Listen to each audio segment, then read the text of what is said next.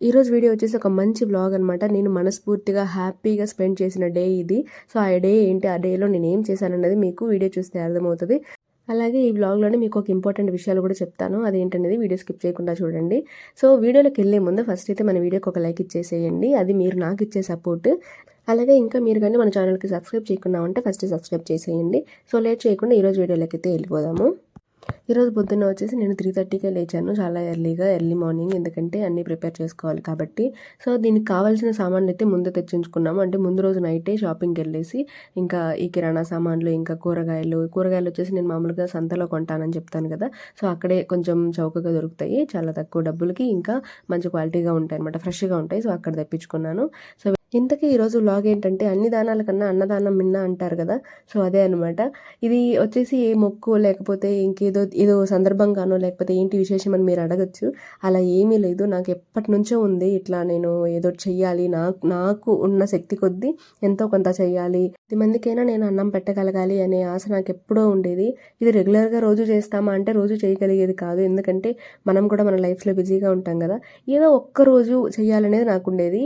So ఇంకోటి ఏంటంటే, ఇది మీకు ఈ వీడియో షేర్ చేయడానికి ముందు నేను చాలా ఆలోచించాను. చాలా అంటే చాలా, అంటే ఇలా చేస్తాము ఓకే, కానీ ఇది మీరు చేసామని చూపించుకోవాలా అని, గొప్పల కోసం చూపిస్తున్నారా అని అనుకుంటారేమో అనే ఫీలింగ్ నాకు చాలా ఉండేది. అందుకే నేను అసలు వీడియోస్ కూడా పెద్దగా రికార్డ్ చేయలేదు. అంటే దానం చేసేటప్పుడు నేను పెద్దగా రికార్డ్ కూడా చేయలేకపోయాను. ఏవో కొన్ని క్లిప్స్ మాత్రమే తీసుకున్నాను. అంటే అవి కూడా లేకపోతే నాకు మెమరీ చూసుకోవడానికి ఉండదు కదా అన్నట్టు. కానీ చాలా ఇబ్బంది ఫీల్ అయ్యాను ఫస్ట్ అయితే. అంటే ఇది చూపిస్తే అబ్బా నువ్వు కాకపోతే చేసావులే గొప్పలా అని అనుకుంటారేమో అని ఒక చిన్న ఫీలింగ్ ఉండేది. బట్ స్టిల్ నాకైతే మెమరీ కావాలనిపించింది, నాకు చేయాలనిపించింది, మనసుకు గట్టిగా అనిపించింది. కాబట్టి నేనైతే చేశాను. సో దాన్ని రికార్డ్ చేశాను. కానీ ఇంకొక కార్నర్లో ఏమనిపించిందంటే, ఎవరేమనుకుంటే ఏముంది, ఇప్పుడు నేను షేర్ చేయడం వల్ల ఇంకొకరు ఇన్స్పైర్ అవుతారేమో కదా. అట్లీస్ట్ అంటే ఇలా చెయ్యాలి అని కాదు, అట్లీస్ట్ ఒకరికైనా అనిపిస్తుంది కదా అని అనిపించింది. ఎందుకు అంటున్నానంటే, నాకు ఇలా అంటే ఇలా అన్నదానం చెయ్యాలి అని నాకు అనిపించడానికి కారణం కూడా, నేను కొన్ని వీడియోస్ చూడడం వల్ల యూట్యూబ్లోనో ఎక్కడో నేను కొన్ని వీడియోస్ చూసినప్పుడు నాకు అనిపించింది, ఓకే ఎంతో సంపాదిస్తున్నాం, అందులో ఎంతో కొంత మన వల్ల, అంటే మనకు కుదిరింది, మన వల్ల చేయగలిగింది ఏదో ఒకటి చెయ్యాలి కదా అని అనిపించింది. అబ్బాయి ఏంటి ఒకరోజు అన్నదానం చేసినందుకు ఎంత ఓవర్ యాక్షన్, ఎంత స్పీచ్లు ఇస్తున్నావు అని మీరు అనుకోవచ్చు. మీరు చేసి చూడండి, ఆ ఫీలింగ్ చాలా బాగుంటుంది. ఆ ఫీలింగ్లో ఉన్నాను కాబట్టి నేను మాట్లాడుతున్నాను.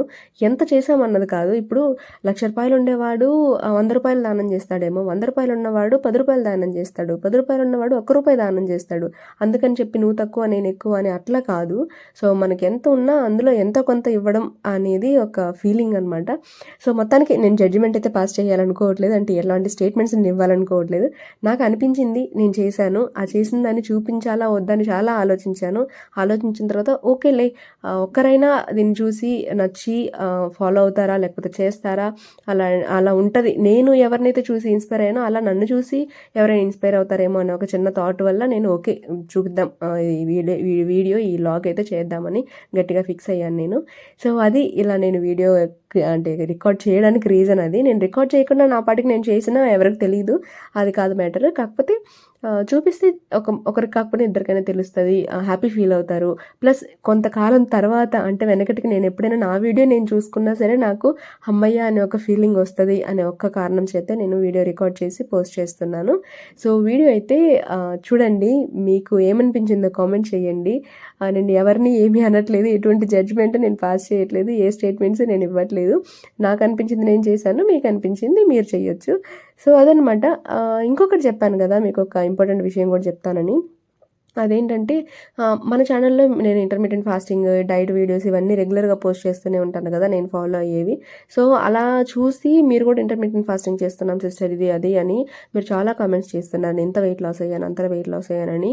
సూపర్ అసలు. కాకపోతే ఇప్పుడు అందరి నోళ్ళల్లో ఇప్పుడు రీసెంట్గా వచ్చిన ఒక కొత్త డౌట్, అందరి నోళ్ళల్లో నానుతున్న ఒక సెంటెన్స్ ఆర్ క్వశ్చన్, డౌట్ ఏంటంటే, ఇంటర్మీడియట్ ఫాస్టింగ్ చేస్తే హార్ట్ ప్రాబ్లమ్స్ వస్తాయా అనేది వచ్చింది ఇప్పుడు రీసెంట్గా ఒక 1 వీక్ 10 డేస్గానే నేను కూడా వింటున్నాను.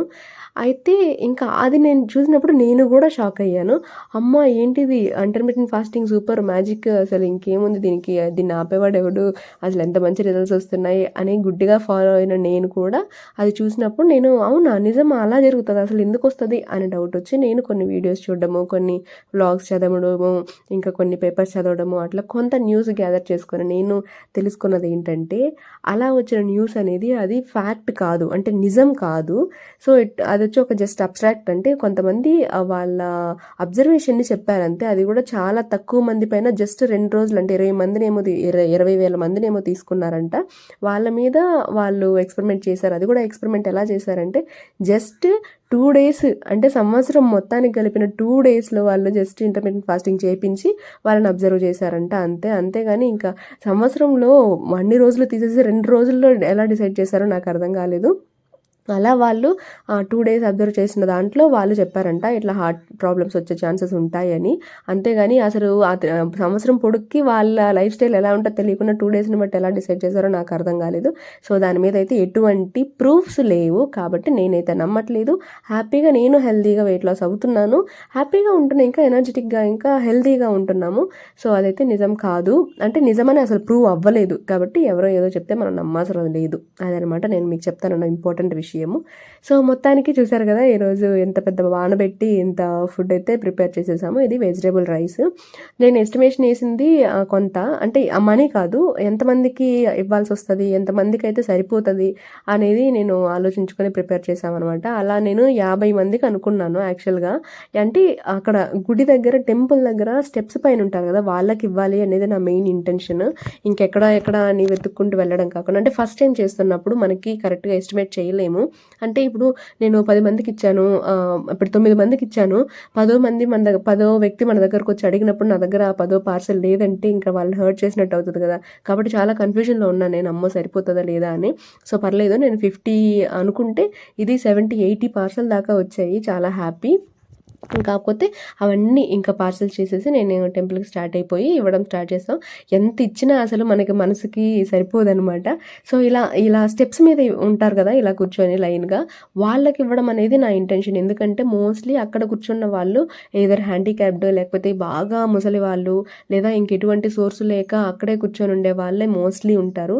ఇంకా బయట ఎక్కడైనా తిరిగే వాళ్ళంటే వాళ్ళు 10 చోట్ల తిరిగి అడిగి తీసుకొని తినగలరు.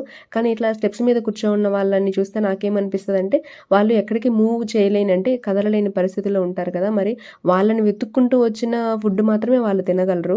వీళ్ళు ఫుడ్ కోసం వెతుక్కొని వెళ్ళే ఛాన్స్ చాలా తక్కువ ఉంటుంది అనేది నా ఇంటెన్షన్. కాబట్టి ఒక్క పూటైనా వాళ్ళకి ఇస్తే బాగుంటుందని నాకు అనిపించింది. ఈ తాతయ్య చూసారా అసలు ఎంత బాగా దీవిస్తున్నాడో, ప్రతి ఒక్కరు అంతే హ్యాపీగా దీవించారనమాట. చాలా మంచిగా అనిపించింది నాకు. చెప్పాను కదా నేను వీడియో క్లిప్స్ అంటే డొనేట్ చేస్తున్నప్పుడు వీడియో క్లిప్స్ ఎక్కువ తీయలేదు, ఎందుకంటే వాళ్ళు కూడా ఇబ్బంది ఫీల్ అవుతారేమోనని చెప్పి చాలా కొన్నే తీశాను. సో అలా మొత్తానికి ఈరోజు అయితే చాలా అంటే చాలా మంచిగా మనస్ఫూర్తిగా హాయిగా గడిచింది.